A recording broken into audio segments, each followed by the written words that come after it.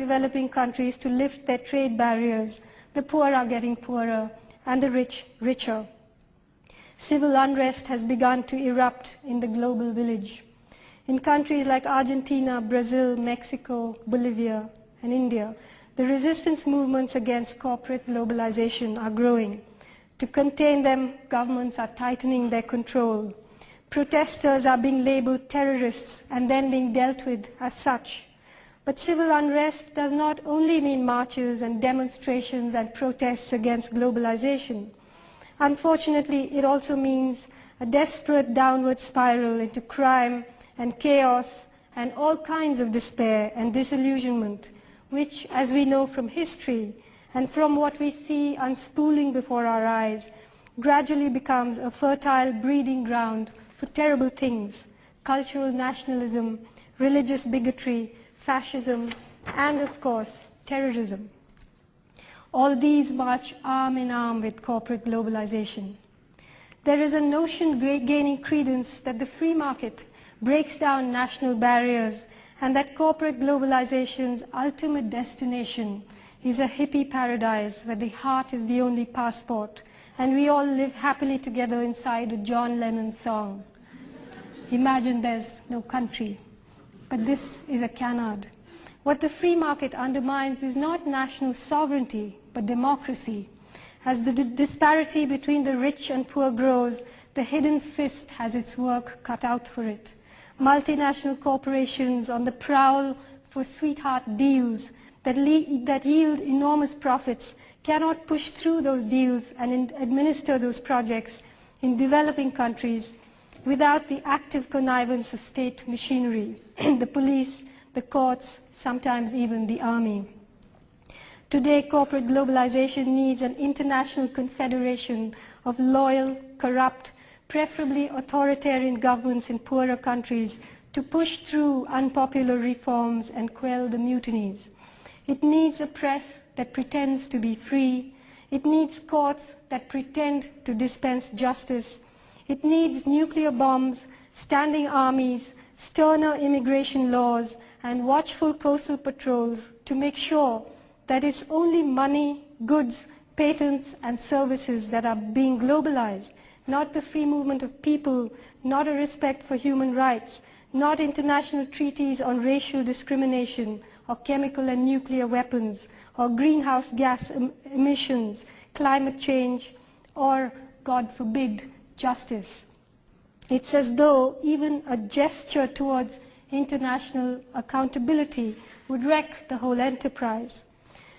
Close to 1 year after the war against terror was officially flagged off in the ruins of Afghanistan, in country after country, freedoms are being curtailed in the name of protecting freedom. Civil liberties are being suspended in the name of protecting democracy. All kinds of dissent is being defined as terrorism. All kinds of laws are being passed to deal with it. Osama bin Laden seems to have vanished into thin air. Mullah Omar is supposed to have made his escape on a motorbike.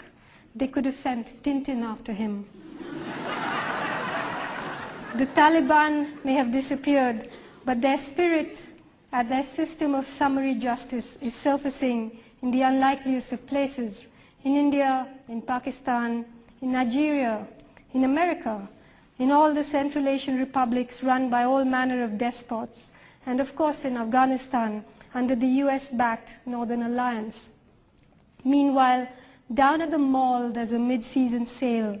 Everything's discounted: oceans, rivers, oil, gene pools, fig wasps, flowers, childhoods, aluminium factories, phone companies, wisdom, wilderness, civil rights, ecosystems, air, all 4,600 million years of evolution.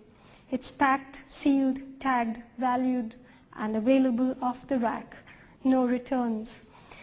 As for justice, I'm told it's on offer too. You can get the best that money can buy.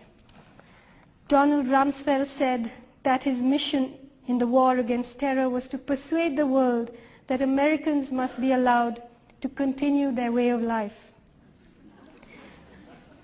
When the maddened king stamps his foot, slaves tremble in their quarters. So standing here today, it's hard for me to say this, but the American way of life is simply not sustainable because it doesn't acknowledge that there is a world beyond America.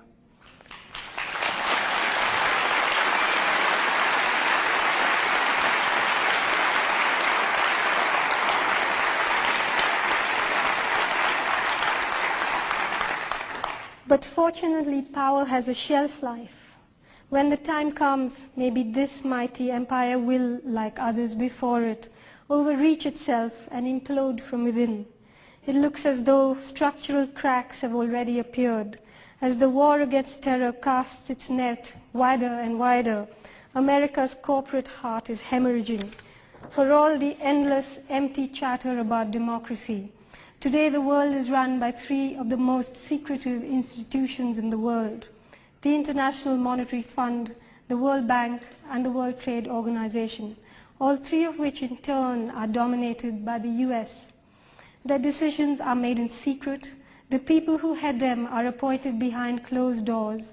Nobody really knows anything about them, their politics, their beliefs, their intentions. Nobody elected them. Nobody said they could make decisions on our behalf. A world run by a handful of greedy bankers and CEOs who nobody elected can't possibly last. Soviet-style communism failed not because it was intrinsically evil, but because it was flawed.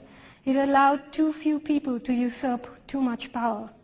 21st century market capitalism, American style, will fail for the same reasons. Both are edifices constructed by the human intelligence, undone by human nature. The time has come, the walrus said. Perhaps things will become worse and then better. Perhaps there's a small God up in heaven readying herself for us. Another world is not only possible, she's on her way. Maybe many of us won't be here to greet her, but on a quiet day, if I listen very carefully, I can hear her breathing. Thank you.